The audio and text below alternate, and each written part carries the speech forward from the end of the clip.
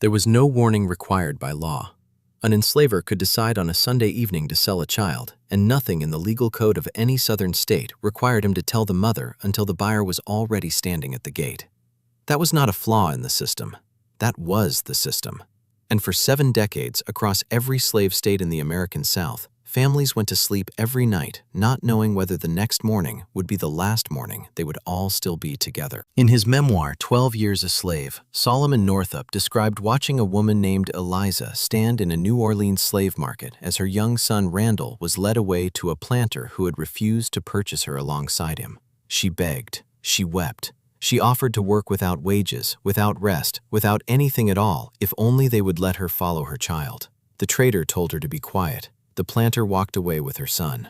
Northup, who witnessed this, wrote that Eliza never recovered. Not in any way the word recovery is supposed to mean. She would grieve visibly, openly, every single day until the grief broke her completely. The trader eventually sold her to a different buyer just to stop being disturbed by the sound of it. Most people assume the worst thing American slavery could do to a family was take a life. What the historical record actually shows, pieced together from auction house ledgers, trader correspondence, Freedmen's Bureau files, and thousands of pages of survivor testimony, is that the thing enslaved people described with the most consistent and specific dread was something else entirely, not death. Separation. Permanent, deliberate, legally protected separation, designed into the system from the beginning and carried out on a scale that most American history textbooks have never fully confronted. Between 1790 and 1860, historians estimate that the domestic slave trade forcibly moved between 600,000 and 1 million people from the Upper South into the Deep South. 1 in 3 enslaved marriages in the Upper South was ended by sale. 1 in 5 enslaved children were separated from at least one parent. These were not accidents. They were how the business worked. To understand why, you have to understand what happened to the American slave trade after 1808. That year, the international importation of enslaved Africans was officially banned by federal law. But slavery itself was not banned, and the demand for enslaved labor in the expanding cotton and sugar economies of the Deep South was accelerating, not slowing.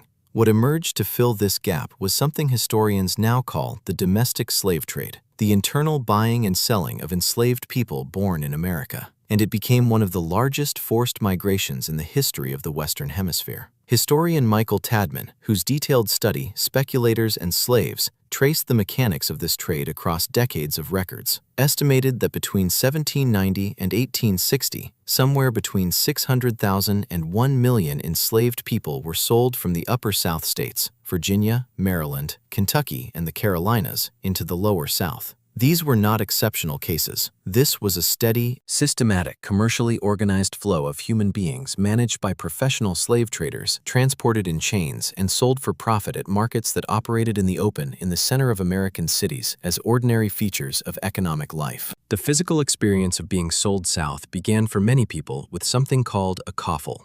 A coffle was a group of enslaved people chained or roped together and marched overland, sometimes hundreds of miles, to the markets further south. Edward Baptiste, in The Half Has Never Been Told, reconstructed the experience of these marches through survivor testimony and trader correspondence.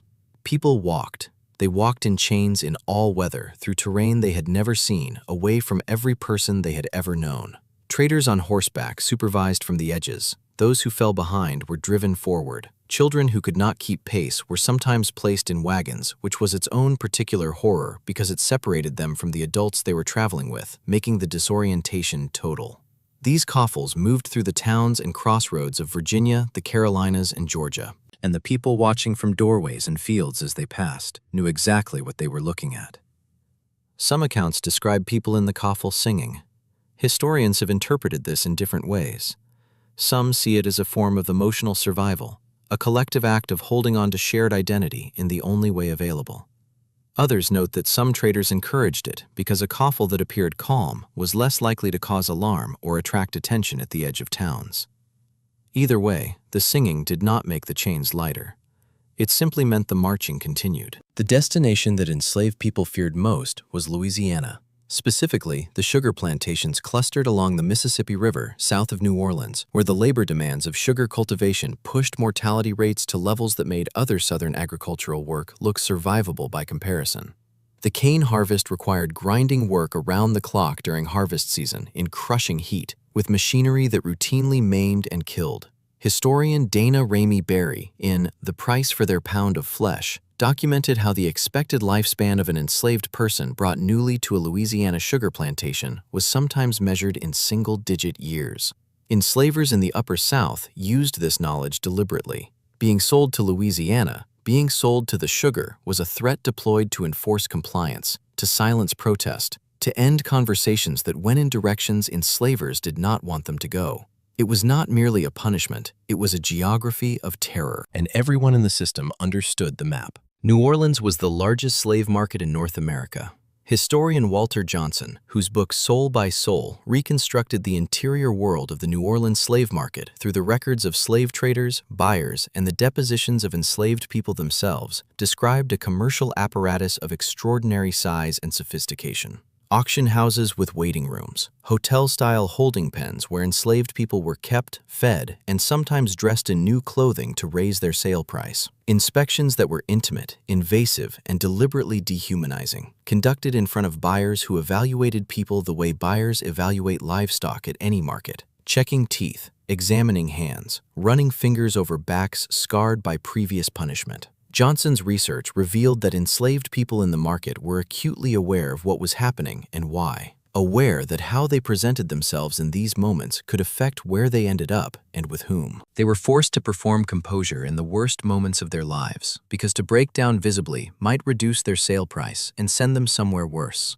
The cruelty of that demand, on top of everything else, is something the historical record documents with painful clarity. What made being sold south so specifically devastating was what it did to families. American slavery was designed at the level of law and practice to give enslaved people no legal standing as family members. An enslaved husband and wife had no legal marriage recognized by Southern courts. Enslaved parents had no legal claim to their children. A sale that separated a mother from her infant, a husband from his wife, a child from every adult they had ever trusted, was not a crime under the laws of any Southern state. It was a transaction. Heather Andrea Williams, in Help Me to Find My People, documented how the separation of families through sale was not an unfortunate side effect of the domestic slave trade. It was intrinsic to it. The trade depended on selling people individually or in small groups rather than in family units, because breaking families apart maximized flexibility and therefore profit. A trader who sold a mother and child together received one sale. A trader who sold them separately received two.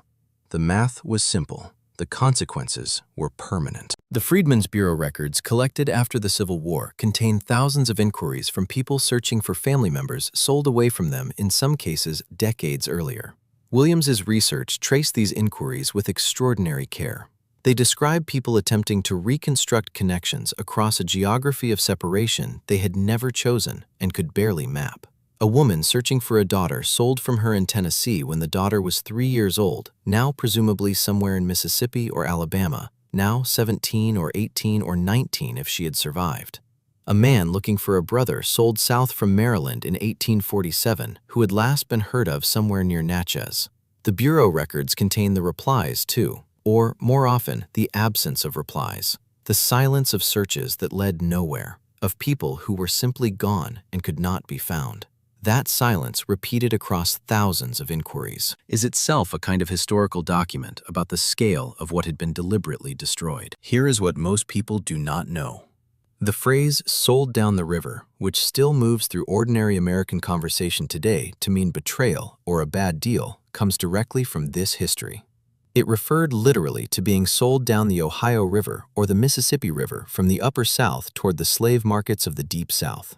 It entered American speech as a specific description of a specific terror, and over the following century and a half, it was gradually stripped of its original meaning and absorbed into everyday idiom used casually to describe disappointment or professional betrayal, entirely detached from the million or more people for whom it described the worst thing that could happen to them and everyone they loved. That transformation, a specific historical horror becoming a metaphor so common no one thinks twice about using it, is itself a form of forgetting that runs very deep. The phrase survived. the history it carried did not survive with it. As historians continue to work through the records of the domestic slave trade, the auction house inventories, the trader correspondence, the Freedmen's Bureau inquiries, and the WPA testimonies gathered from survivors in the 1930s, our understanding of the scale, the mechanics, and the human cost of this history continues to sharpen and deepen. What is no longer in serious dispute among scholars is that the domestic slave trade was not secondary or marginal to American slavery. It was structural, it was central, and the deliberate destruction of family bonds it required and produced was not incidental. It was built into the design from the beginning.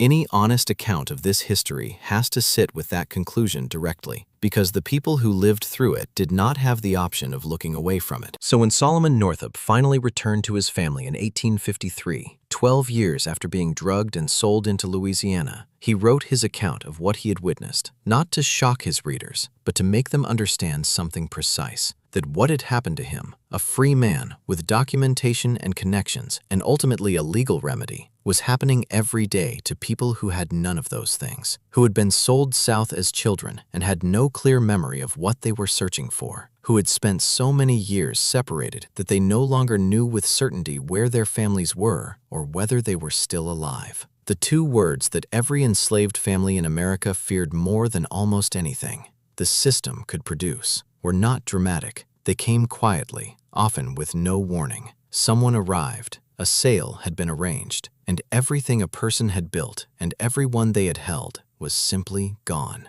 That is what sold south really meant, not a detail, not a backdrop, the thing itself.